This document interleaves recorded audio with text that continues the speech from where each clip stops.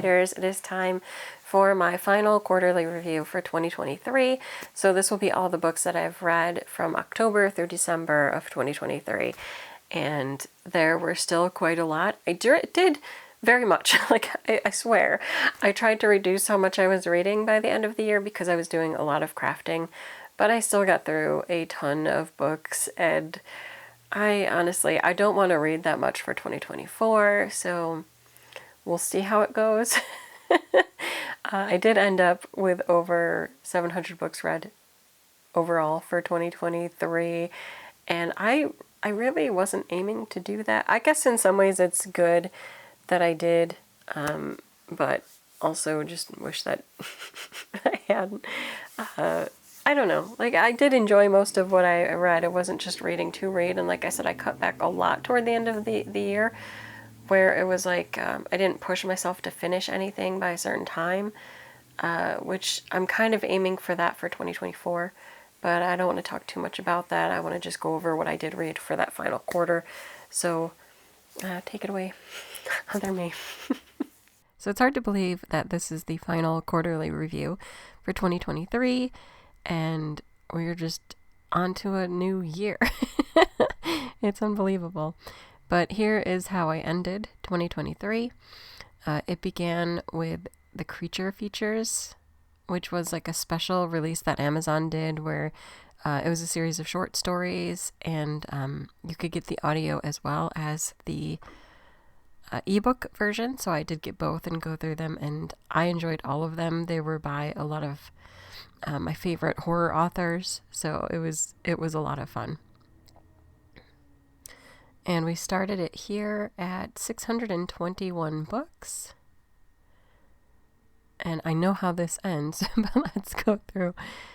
And I don't know if I'll pick out any.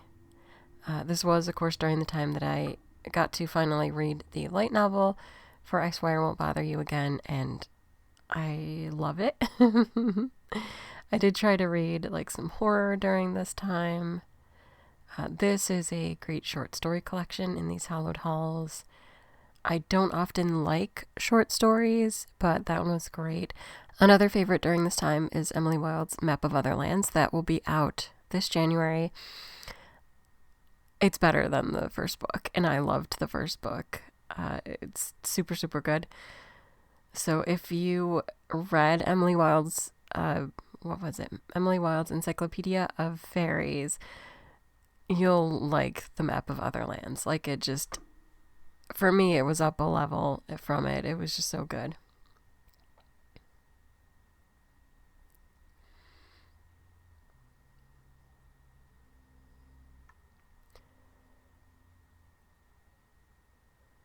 I also got to read the arc for Finlay Donovan Rolls the Dice. That's the upcoming Finlay Donovan book. I did like this one more than the previous book. I think that we did get a lot of things resolved that we've been waiting for, but it was also kind of ridiculous at parts too. So I don't know, if you're into the series and you want to see what happens next, go ahead and pick up that one. See how you like it. Stephen Rowley, I read both The Guncle and The Celebrants this year, and I really enjoy his writing, and I'm looking forward to 2024 with The Guncle Abroad, or Goes Abroad, something like that, but I am excited for that.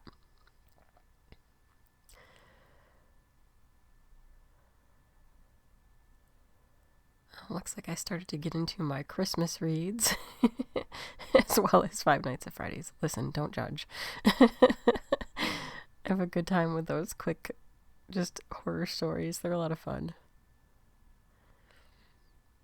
A Market of Dreams and Destiny, I think it's kind of goes under the radar, but I enjoy that very much. It's very much a small, like, fairy tale-esque story, and it was really good. So if you see that one, pick it up. I fell in love with the cover, so I gave it a read, but it was really good.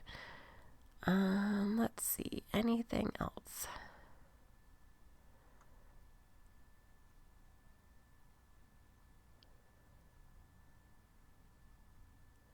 No, I think that just about wraps it up. I did finish the year at 721 books, which means I read about 100 books during this final quarter, and it was a good time. And I guess just quickly, I will look at the charts, make sure that everything looks like it updated. Yeah, I did not DNF any book. I don't normally do that. I'm fine and highly recommend DNFing. I think it's a good practice. I don't tend to do that for whatever reason. Usually I just like to see where stories go to, so I don't. I did read mostly fiction. I wish I had put in a little bit more nonfiction this year, but this was not a good nonfiction year for me. Let's see. This, I think the majority of the print, I did read some print books, but I think the majority of these will be manga, although I read quite a few light novels and some regular books, print books. So I don't know. I feel like I did good this year getting in more print, because usually I listen to a lot of audios, and then this little digital chunk, the majority of that, if not all of it, is for advanced reader copies. So like 7% of my reading this year was advanced reader copies that I had to review, which I think is fascinating. Read mostly adult books. I wasn't surprised by that, because I feel like YA, I think a lot of the YA that I read this year was mostly manga. There wasn't too many YA books that I read. There was a few, and many of those were like my Fairy Loot books, but I don't know. I wasn't drawn to a lot of YA this year. And then a very small percentage of children this year. Children's books. Saying small percentage of children sounds weird. Yeah, I might try to find a few more like middle grade books in 2024 to read, because I do like seeing what's out there. But yeah, the majority of my reading is adult fiction. And then let's see, the form. Surprising, not at all, is that 42% was comics or graphic novels. And then the other big chunk is prose at 52%, so mostly prose. But a few short stories. I did more short story collections this year than I think I've ever done. And then a few novellas and a little bit of poetry. And then there's my breakdown. Again, not surprising at all. Fantasy is my largest chunk. That is my favorite genre. Then quite a few romances. Quite a few horror, because that's another one of my favorites. General fiction. A little bit of historical, a little bit of mystery, and a little bit of sci-fi, and then memoir or bio. And that tracks. That's usually my interests. That's how they pan out. So makes sense. And I think, if I'm not mistaken, this is the backlist one. This is books published in 2023. And then this chunk is books published in 2024. So these are a few of the arcs for 2024 that I finished, which was 7 books that will be published in 2024. And then a lot of this 270, there's quite a few I know that were probably arcs, and then a lot that I just kept up to date when they were released that I was really interested in. And then a huge chunk of backlist. And there we go, page count. So I'm trying to see, is that something actually there? Because it looks like there might be things here, but I don't remember what they were. One of these would have to be like Demon Copperhead, I feel like. That was a big book. And then it goes down from there. And of course, a huge amount are in the 100 to 200. This would be like manga. Maybe a few of the light novels. I know a lot of light novels are more here. The 200 to 300. And then the 300 to 400 is like regular. I'm actually surprised by that, but not because if it's doing book, that would make sense. Because most of my like fiction reading is audiobook. So that would be more here. And yes, that fits the hours here. So that tracks. And then here's my book source. You can see that a good chunk for me is from the library. I don't believe in like just... If I bought all of the books that I read, that would be way too much to spend. And then this other huge one are the review copies, so I also don't pay for those. So the majority of my reading is free. Oh, and then I have a little bit that's borrowed too. So like, this is probably a book that my sister loaned me. And then the rest is my own TBR. This is usually manga and then some of the audiobooks that I might have to buy from Audible if I can't find them at the library, or, that I have bought. My star ratings, yeah. The majority of my reading I feel like falls here. And I don't know, like I think is good. I would recommend most of what I end up reading. Rarely do I have anything that I would consider such trash. I think I had one, which I don't know if I'm going to talk about it. That's more like here, but. And then, yeah, my biggest months for reading were February, March, and July. And I guess maybe that makes sense. I don't really know. And then you can see the months where I tried to slow down. And especially here, which I talked about many times, that once it gets to like holiday time, I'm too busy with other stuff. So I don't push to get through as many as like here, where I'm not as busy with things like that. So I don't know. I don't want to look too far into everything else, but yeah, everything else is broken down here. And it is what it is.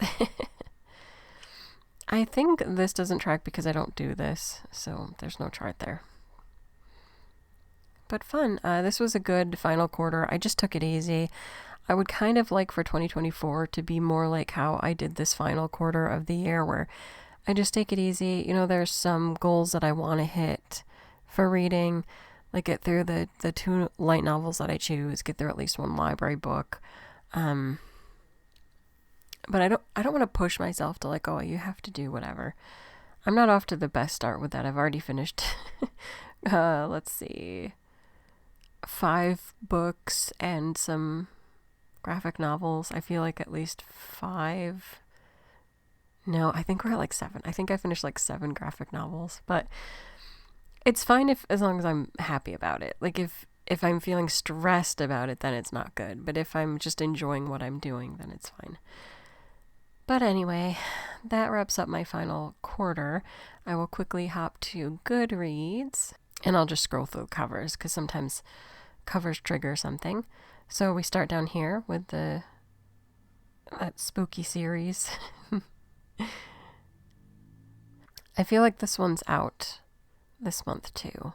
I don't think I'm mistaken. But Mislaid in Parts Half Known, the Shannon McGuire one. The latest in the Wayward Children series, and it was good.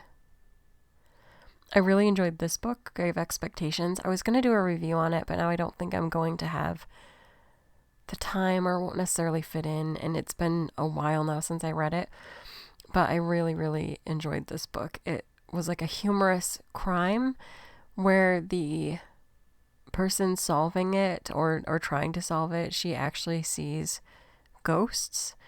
And there's a lot around her who don't believe that she actually can, but anyway, she tries to solve a past murder that takes place at this rich person's house, and it's really, really good.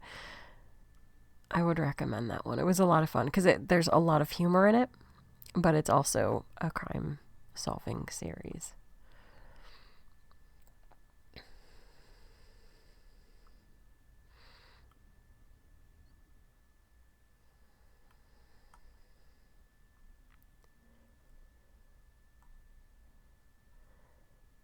Yeah, not too much. I mean, I definitely got through quite a bit, but nothing that I feel like I have to talk about right this minute.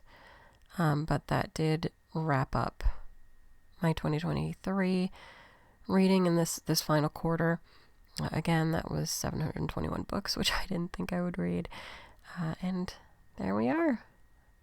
I am done for that year. It's over. It's past. We're past it. And yeah, I'll go back to myself to close out the video. So yeah, that's my quarterly review for 2023, the final one of the year. I got through some good books and look forward to what 2024 has to bring, especially since I have finished some arcs for 2024 already. I do think it'll be another good book year. I don't know if it'll be stellar. I had a good time with 2023. I enjoyed a lot of the books that came out this year, especially from like my favorite authors. So I cannot wait to see what 2024 has in store. Until next time, bye.